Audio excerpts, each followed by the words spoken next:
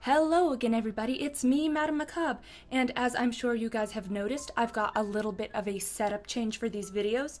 As always, since the beginning of my channel, I've always been trying to experiment and improve, so this is just one step in another direction to just try it out and see how it goes. I hope you guys enjoy it. So a few months ago, I actually shared a personal story about one of the worst paranormal experiences I've ever had with my friend Shadowkisses. Well, in that story, I actually told you guys one day I might go forward and tell you about the experiences that followed me on after that experience, and I think it's now time for me to share that story as well. So as I briefly mentioned, this takes place shortly after the story with Shadowkisses. I will go ahead and link that over here, so if you haven't heard that story, that is the precursor to this. I truly in my heart believe it is directly related to this story, what next happened to me. So if you want to get the full picture, go ahead and listen to this first, and then pop back over here so you can get the full picture before going in. Alrighty, well, assuming everybody here has already heard the first part of this story, I'm gonna go ahead and plow on through with my own story. So after graduating high school and putting that whole nasty thing behind us, we moved on and we thought we were finally going to be at peace, nothing else nasty was going to happen. And for the most part it was. Whatever entity had decided to try and attach itself to Shadowkisses had seemed to move on, and she was no longer bothered by it and was able to move on happily with her life. However, it seems that after letting her go, it decided to kind of perhaps seek revenge on me a little bit, since I was a direct catalyst in getting it away from her. Fortunately for me, during the time of this attack, I was in a much stronger and more stable emotional and mental state than Shadowkisses had been, so I was not exactly the easy prey it was hoping I would be. So crawling back in time 3 or 4 years, God help me, I can't believe it's been that long, when I was in college still, I was living in an apartment. It was an interesting apartment because it was still university housing, and it was done in an interesting way where we shared a kitchen, we shared a big living room, and we shared a communal bathroom that had like 3 bathroom stalls and 2 shower units in it. And then each one of us, it was 4 people, we each got our own individual bedroom inside this big apartment pod thing. So it housed 4 girls, so I had 3 roommates. Now this was about halfway through my school year. Nothing had really gone wrong other than the regular school stuff up until this point, and I was quite comfortable living here. I had my 3 roommates who I got along with fairly well. I could go on a tangent about how mad they made me when they left their moldy dishes on the counter and didn't wash them, but that's a completely different story for a completely different time. We are talking about spooky ookies today. Anyway, there was one evening where I ended up being home alone. 2 of my roommates ended up going home to stay with their parents for the weekend, and the other was at her boyfriend's place. So I had this apartment all to myself, which, you know, neato, it's kind of nice when you live with 4 other people to have a little time when it's just you. I spent the evening reading some Stephen King and watching some old campy horror movies on the TV, which felt like a great idea at the time, but in, hindsight, when you're alone, reading a bunch of horror stuff, watching a bunch of horror stuff, probably not the best idea to get yourself in the most stable of emotional conditions, which probably directly led to what happened next. See, it was probably about going on midnight when I decided, oh dang, my hair is like really gross and greasy, I think I need to go take a shower. You know how that goes when you keep pushing it back all day because you're like, oh, I'll do it after I read this. Oh, I'll do it after I watch this. Oh, I'll do it after I finish my homework. And it had just gotten into the evening and it was midnight and I'm like, yeah, it has to happen. I just finished up the movie I was watching, which happened to be The Exorcist, which everything that happened after this is the reason why I will never watch that movie again in my life. It just, nope. Great movie, award-winning for a reason, but I will never watch it again. So obviously after you finish watching a horror movie and you're alone, it's nighttime, your pulse starts to rise a little bit and you start to get a little bit paranoid of every little noise and shifting shadow and all that. But I tried to, steady myself, just go in the shower, go back to your room, go to bed. So I go into the bathroom. There's still no sign of anybody, no sound. It's perfectly quiet. So I go ahead and get in the shower stall. And mind you, it's those ones where it's like a little cubicle type thing with a glass door, that type of shower. And there's two side by side.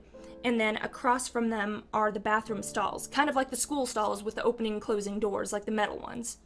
So I get in the shower, I start having my shower, and about a little over halfway through, when I've got like the shampoo is finished resting in my hair and I gotta wash it out, I hear something strange. One of the bathroom stall doors starts creaking a little. You know how those rusty old things, they can kind of, when they start to move? And I'm like, what the hell is that? And I can sort of see through the frosted glass of the shower. I look in the direction of the noise, and then I just suddenly see the bathroom stall door that was just hanging open. Wham! Just slam shut.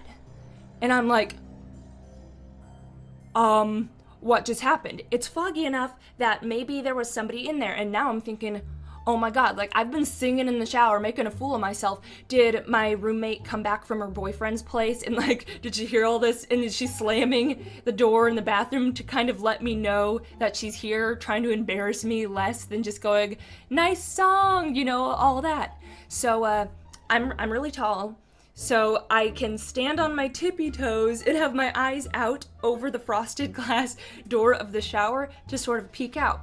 Now, the bathroom door is closed, the stall door is closed at this point. I listen, I don't hear signs of any life still, and I can see under the bottom of the bathroom stall, there's no feet in there, the door is closed, and at this point, I'm starting to get a little freaked out, like,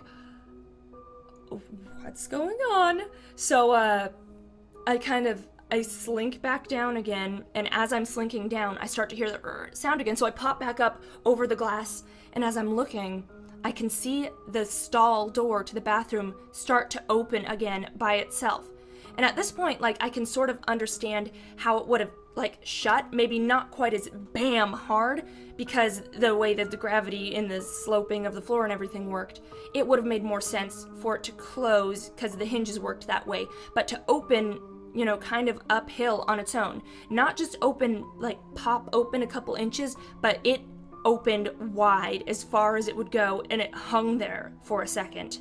And I'm still watching over the glass, just like petrified at this point, and a second later, wham, wham, like it slams so hard it bounces 3 or 4 times, and there was no one in there. I could see the open stall, no one in there, and it was slamming.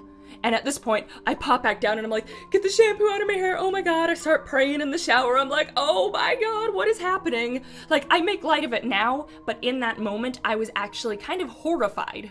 Because I've encountered a lot of small spooky things, but like, I was getting a super nasty, aggressive vibe from that. It was the same kind of nasty knot in my stomach that I had gotten going into Shadowkisses' house when she was under attack. When you have experienced that kind of negative energy, you know what it feels like in the future, and you can just sense when something is bad and malicious and after you. So over the course of me madly rushing to get the soap out of my hair, the door keeps wham, wham, wham. At this point, it is moving, like swinging, just bam, bam, bam, bam, bam. And I'm like, oh my god. So like, I go flying out of the shower. I don't even look at it. At this point, I just tear out of it, ignore it, and like go running for my bedroom. This entire time, I can feel this oppressive presence behind me. So I go running, tearing into my room. I lock my door, close the door, and I'm just like shaking in terror. I'm like, what is going on? What just happened? Oh my god. Did the thing follow me? What is going on? At this point, it's like 12:30, 12:45, it's super late, it's super quiet now. I don't hear anything for a while. I have all the lights on in my room. I turned the TV on to some happy, harmless stuff, and I just sat there, scared, wondering what I should do. Well, enough time passed that it stretched on to 1 in the morning, 1:30 in the morning. nothing else happened. No scratches at the door, no bangs on the door, nothing. Just perfect stillness and quietness. And at this point, that oppressive, heavy feeling had started to dissipate a little bit. Mind you, there was still a lingering nastiness, but nothing like I had felt when I was in the shower. And after enough time had passed and my pulse had gone back down, I had calmed down again, I started really trying to rationalize what had happened. I started thinking, maybe there's a window open out somewhere, maybe there was a gust, maybe there was some scientific explanation of how that happened, and I just had been watching scary movies, I got myself worked up. There's gotta be an explanation other than something paranormal, because honestly, while my mind is very open to the paranormal, my first instinct is to want to try and figure it out and find some rational explanation first. So after sort of working up my nerve, I grabbed my little hand Bible and decided to go out, search the apartment, see if I could spot anything that would cause that. So, and if anything, I was like, maybe my roommates are pranking me. They know I like the spooky stuff, so maybe they're doing it for giggles. So I go out and I start turning all the lights on as I go, and I get to the bathroom because I've got my room, my roommate's room, and then the bathroom right there, so it's down the hallway. And my roommate's room, I jiggle the handle, it's still locked up. I put my ear against the door, no sound in there, there's no light coming from under the door. So nothing going on there. So I continue on to the bathroom as much as I didn't want to look in. I clutched my little Bible tight and I was like fearfully looking around the corner, and the light was still on in the bathroom as I had left it on, which was a big fear of mine because if you remember with Shadowkisses' story, when I had turned all the lights on, I came back out and all the lights were off. It was screwing with me, but the lights were just on like I had left it, and now the bathroom door was laying shut, like not moving. It was perfectly still. I watched it for about 2 minutes and nothing happened, so I moved on, but this time I closed the bathroom door. That way if it's gonna mess with me, if it opens the door, I remember closing this door. I go out to my other roommates' rooms, I go down the other end of the hall, listen, check for lights, there's nothing, no sign of that, jiggle the door, they're all locked. Go out to the kitchen. Nothing out of place there, nothing that would cause any weird noises or anything. Go to the living room and the foyer, check all the windows, all the doors. Nothing's open. There's no way a breeze could have gotten in. There's no sort of vacuum or suction that could have been caused to do that. So I looked all over. Mind you, I was turning all the lights on and everything, but I could not find a thing that would cause the door to behave in such a violent manner. So at that point, I'm like, maybe it was something, but it passed because it's perfectly peaceful now. I can't find any cause. I don't know how to explain this, but whatever it is, it seems to be gone now. So I just went back to my bedroom, once again closed and locked the door behind me, left all the lights on, and tried to continue calming myself down at that point. So at this point, it's probably getting to be 1:30, 1:45-ish in the morning, and nothing else spooky had happened, so I had finally calmed down a bit. So I decided to try and finally go to bed because it was getting so late, and I knew that it would be daylight in a few hours, so it should be okay. I just left the lights on, and I just, finally rested, got under my covers, went to bed, got comfortable, and surprisingly, I was able to fall asleep. However, that only lasted about an hour or two because I remember waking up and it being dark in my room. Now, at first, this didn't strike me as odd, because when you're waking up mid-REM cycle, like you're kind of, what's going on? I rolled over and looked at my clock, and it was like 2:30, 3-ish, I don't remember exactly, but I remember seeing the bright glow of the clock and suddenly realizing that I was in total darkness when I had left all my lights on when I went to bed. And at this point, I'm starting to feel my heart rate rise again, and that's when it happened. As I'm laying in bed, under my covers, I felt a heavy pressure push down at the foot of my bed. It felt like something heavy was slowly starting to creep up my bed. And at this point, my first reaction was to reach out, flip the light switch on, and fortunately, as soon as the light illuminated the room, it was like that heavy pressure on the bed just dissipated, just like that. And now my first instinct would have been to think, oh my god, sleep paralysis. That's, I've heard about this, people feeling pressure and all this stuff when their brain wakes up before their body. However, the thought that immediately followed this was, I just rolled over, whipped out my arm, and turned on a light switch, so clearly my body is not paralyzed. I just sat there shaking in absolute terror. I had no idea what I was going to do. I was completely alone and I was scared. So I did what any college student would do in that scenario. I called my dad. So as you'll remember, my father was actually who helped Shadowkisses and I through the first incident, so it was a no-brainer for me to call him to try and get guidance in this particularly yucky situation. And even though it was like 3:30 in the morning, like, my parents have always told me that, doesn't matter what time it is, if you need our help, call us. So I went ahead and gave him a call, and he was definitely all groggy, but he answered, and at that point, I just kind of broke down into tears. I was freaked out, and I had told him that I didn't know what was going on, but it felt like I was under attack by something vicious and possibly even demonic. And at that point, he just sort of helped me through the phone, talked me through it, calmed me down, and led me through the process of actually anointing my bedroom. Now, many different cultures and beliefs and religions all have some form of anointing, as you probably know, which is basically blessing a place, clearing it of negative energy, and only allowing positive in there. And I do think because it stretches so far in so many places, I personally, based on my experiences, really think there is something to it, regardless of which version you use.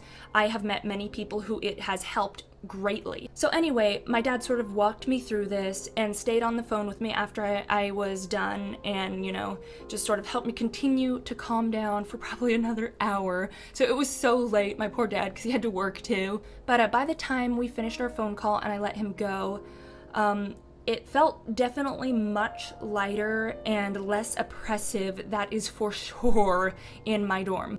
Mind you, I still kept all my lights on and I kept my Bible right on my bedside table, but I finally was able to feel calm enough to try going to sleep again, which was funny because before I called my dad, I was like, I'm never sleeping again. However, fortunately, that seemed to do the trick because I was able to sleep until sunrise, and I never felt that same yucky, oppressive feeling ever again in that apartment. I was able to go on, finish my last 2 years of college, and even to this day, I have never had that same feeling in my home or around me ever again. And I would like to say that I hope that whatever it was that was messing with Shadowkisses and then me is finally long gone from our lives. Good riddance. I mean, I don't know everything, so there could still have been some sort of scientific explanation for some of that crazy stuff going on, but I genuinely don't know what else it could have been, especially since the anointing and blessing seemed to get rid of it. So just from that, that's what I personally have encountered. I don't know if you guys know of any different things, but yeah, I just figured I would share that horrifying life experience with you. Now, I don't know if you guys have ever experienced anything similar to this, but if you are comfortable enough talking about it, you can feel free to share your own experiences in the comments below. I hope you guys have enjoyed this video, and I hope you have enjoyed this new format. Maybe I'll keep doing stuff similar to this, and over time I will continue to grow and try new things. I will catch you all again Monday for an upbeat video, and that is all for now. I love you guys, and I will see you later. Stay creepy!